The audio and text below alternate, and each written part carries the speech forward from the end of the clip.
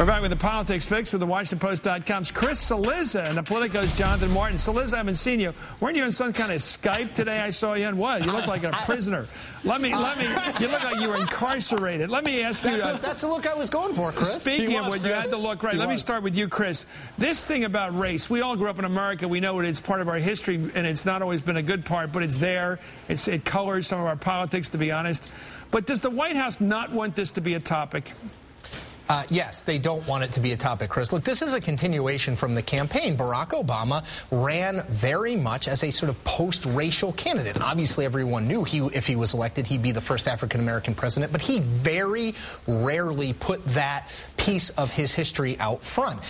He did when pressed, when he had to. Obviously, the Jeremiah Wright situation. Remember, they downplayed that for quite some time until it became clear they could no longer downplay it. He addressed it in a very eloquent and well-received speech. But they don't want to talk about this. I think they see it essentially as a no-win situation. They know they're in a very difficult fight over health care, and they know they need sort of all the troops rallied behind health care. They don't need people splintered over race, ACORN, health care, all these other things. They want to keep people focused on health care because that's probably the only way they're going to get it passed. Jonathan, why does it hurt a Democratic administration to have Democrats or people on the left, if you will, on television or elsewhere, radio, blasting the right for having racial motives? How does it hurt the politics?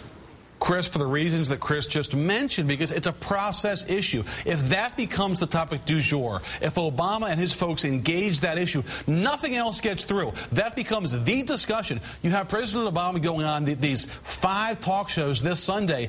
If he had engaged the issue, Chris, that would have been the topic of conversation on those shows, race in America. He would not have been able to get a word in edgewise about health care, about his priorities going on right now on Capitol Hill. It's a matter of just trying to get their message out, and they know that in the news media, we love the issue of race, and the fact is, if they engage it, it's just, from there, that's it. Well, here's the mousetrap, Chris, and then Jonathan, he's doing those interviews on tape apparently tomorrow afternoon, all 5 of them. Right. He's taping them, all the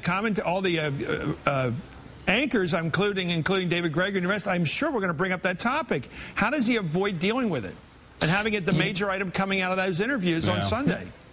Chris, I hate to say it, but he probably tries to make race as boring as he possibly can. Address it, because you're right, it will be a question. But you want to address it and move on. It's like any political campaign, Chris. You take things you don't want to talk about. If it gets to the point where you get asked about it, you address it and you immediately pivot to what you want to talk about. My guess, the way he will handle it is say, look, we know race is an issue in this country. I've dealt with it in my campaign. I've dealt with it through my entire life. But right now, this is functioning as a distraction. We need to get back to health care because that's what the average American cares about. That's probably the road he goes down. But again, to Jonathan's point, the more he talks about it, the more we'll talk about it, the more he'll have to talk about it. And they get that. Jonathan, your thought on that? How's he get out of it tomorrow when he does those interviews for Sunday? He says something to the effect of, look, I don't see race as being the sort of driving factor in these attacks. What the American people want to hear more about is not this, but about X, Y, and Z. X, Y, and Z being about health care, energy, his agenda. But look, he also needs to get his party on message. Jimmy Carter is going to be Jimmy Carter and say what he will, but you have the Speaker of the House today, Nancy Pelosi, talking about some of the, more vociferous attacks, reminding her of 70s-era San Francisco and some of the political bloodshed there. That's not helping the cause of President Obama and trying to steer the conversation away from the issue of race and sort of these more incendiary tactics. Well, we're going to come right back and talk about ACORN because this is a hot issue, and the House today voted overwhelmingly, including 172 to 75 among Democrats, to cut off all funding. It wasn't a whole lot of money, $50 million over 15 years, but it cut off all money to ACORN. I think that politics is pretty clear on that part of the ethnic front. That group really looks bad right now for